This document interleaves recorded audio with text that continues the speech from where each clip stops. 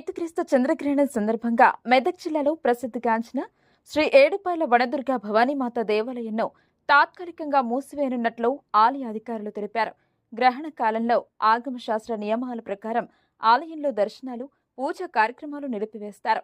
గ్రహణం ముగిసిన అనంతరం సంప్రోక్షణ శుద్ధి కార్యక్రమాలు నిర్వహించి తిరిగి భక్తులకు దర్శనం కల్పించనున్నారు.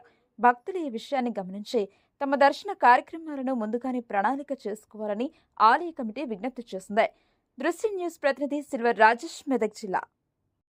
భవానీ దేవస్థానం తెలంగాణ రాష్ట్రంలోనే దివ్యక్షేత్రంగా వెలుగొందుతున్నటువంటి వనదుర్గా భవానీ క్షేత్రం లోపల ఈ రోజు ఉదయాన్నే అమ్మవారికి పూజా కార్యక్రమాల ముగించుకున్న తర్వాత దేవాలయ ద్వారాలు మూసివేయడం జరిగింది.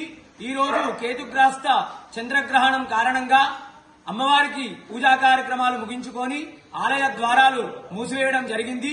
తిరిగి మర్నాడు రేపు ఉదయం అమ్మవారికి శుద్ధి సంప్రోక్షణ అనంతరము అమ్మవారికి జరిగేటువంటి నిత్య కైంకర్యాలు, అభిషేకము, అలంకరణ, సహస్రనామ కుంకుమార్చన, మహానివేదన, మంగళహారతి అనంతరము అమ్మవారి యొక్క దర్శనాలు భక్తులకు 8 గంటలకు కల్పించనున్నట్లు ఆలయ ఈవో వీరేశం సార్ గారు తెలిపారు.